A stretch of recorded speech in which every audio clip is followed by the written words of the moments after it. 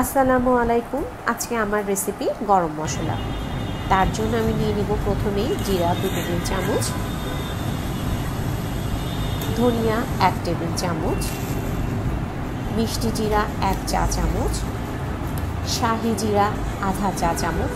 এখানে আমরা 3 ধরনের জিরা ইউজ করেছি।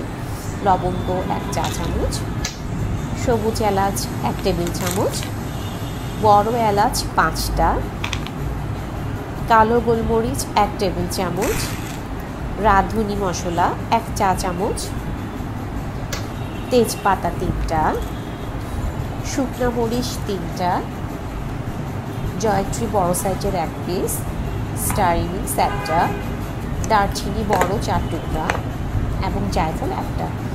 জায়ফলের উপরের অংশটা ভেঙে আমরা ভিতরের ফলটা নিব।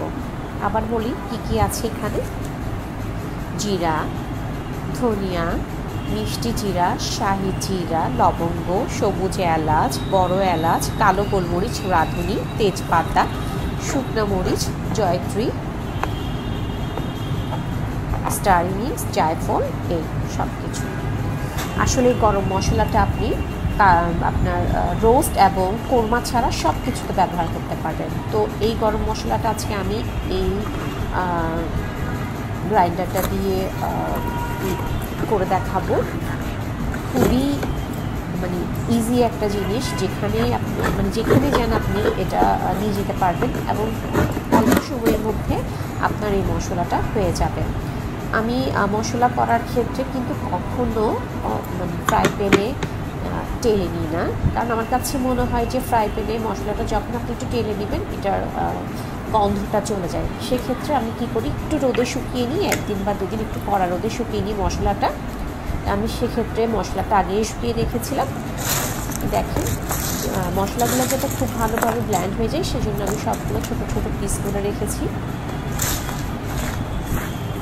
এখন আমি সবগুলো গ্রাইন্ডারে দিয়ে দিব। গ্রাইন্ডার বলেন, মিক্সচার বলেন, যাই বলেন, সব কিছু কিন্তু এই জিনিসটা দিয়ে হবে এবং এটা দিয়ে আরও কী কী করা যায় আমি আপনাদেরকে কিন্তু তাও দেখাবো। এখানে সব দিয়ে দিলাম।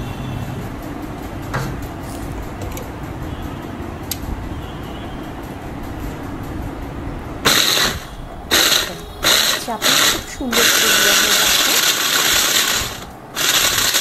খুব বেশি সময় লাগবে, কিন্তু একদম মিহি গুঁড়া করবো না, সামান্য একটু দানাদারও থাকবে, কারণ আমার কাছে এই ধরনের মশলাটাই ভালো লাগে। গরম মশলা এভাবে দিতেই ভালো লাগে। তো হয়ে গেছে আমার গরম মশলা। এটা আমি একটা জারে নিয়ে ফ্রিজে রেখে দেবো। আমি কিন্তু খুব অল্প অল্প পরিমাণ ইউজ করি, কারণ হচ্ছে কি গন্ধটা ভালো থাকে। এখন আমি এই মশলা দিয়ে আপনাদেরকে একটা চিকেন কাবাব করে দেখাবো। এই চিকেনটাও আমি এই মিক্সচারটাতেই করব। দেখেন এখানে আমি 2 পিস বড় বুকের মাংস নিয়ে ফেলেছি চিকেনের। এখন এখানে দিয়ে দিব আমি ধনে পাতা, পুদিনা পাতা, পেঁয়াজ, কাঁচামরিচ,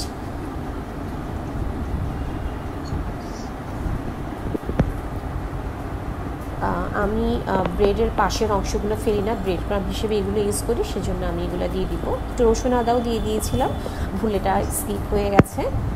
দিয়ে দিব একটু লবণ, একটা ডিমের সাদা অংশ,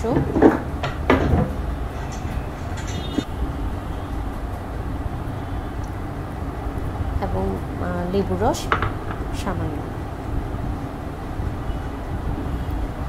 সব একসাথে দিয়ে আমি এটা ব্লেন্ড করে নিব। সামান্য সামান্য একটু গরম মশলা দিব।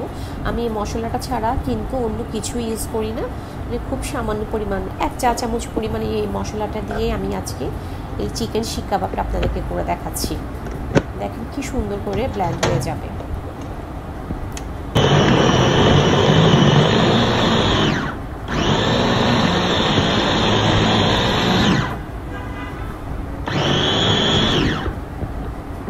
পুরোটা ব্ল্যান্ড হয়েছে কিনা একটু চেক করে দেবো। করলাম, এখন দেখা যাচ্ছে পুরোটা ব্ল্যান্ড হয়ে গেছে। এখন এটা আমি একটা পাত্রে নিয়ে নেব।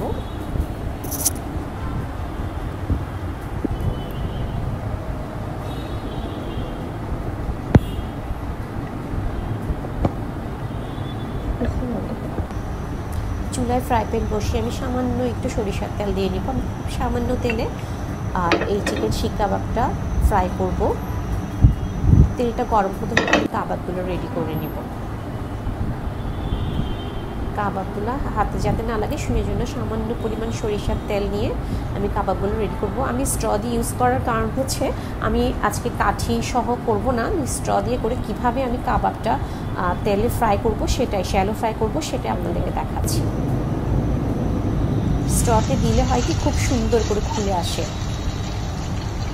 আমি এভাবে একে একে বাকি সব কাবাব রেডি করে সাথে সাথে ফ্রাই প্যানে দিয়ে দিব।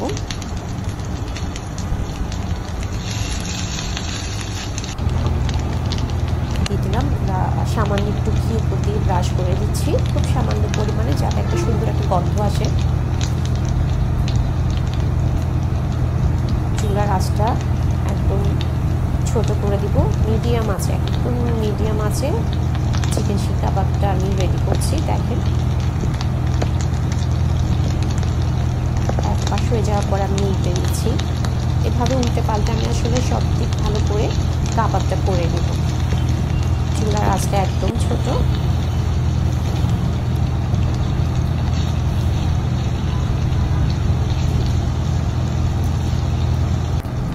এটা হয়ে গেল আমার চিকেন শিক কাবাব। আমি এগুলো এখন প্লেটে তুলে নিব।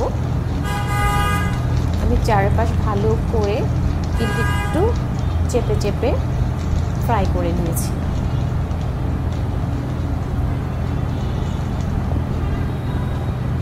দেখতে এত ইয়াম্মি লাগছে, আপনাদেরকে একটু ভেঙে দেখাই। দেখেন ভিতরে কি পরিমাণ জুস, আসলে না খেলে বুঝবেন না। খুব সামান্য মশলা দিয়ে সস দিয়ে ট্রাই করব।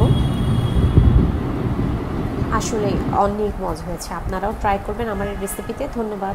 আর এই সুন্দর চপারটি পেয়ে যাবেন এম আবু ট্রেডিংয়ে।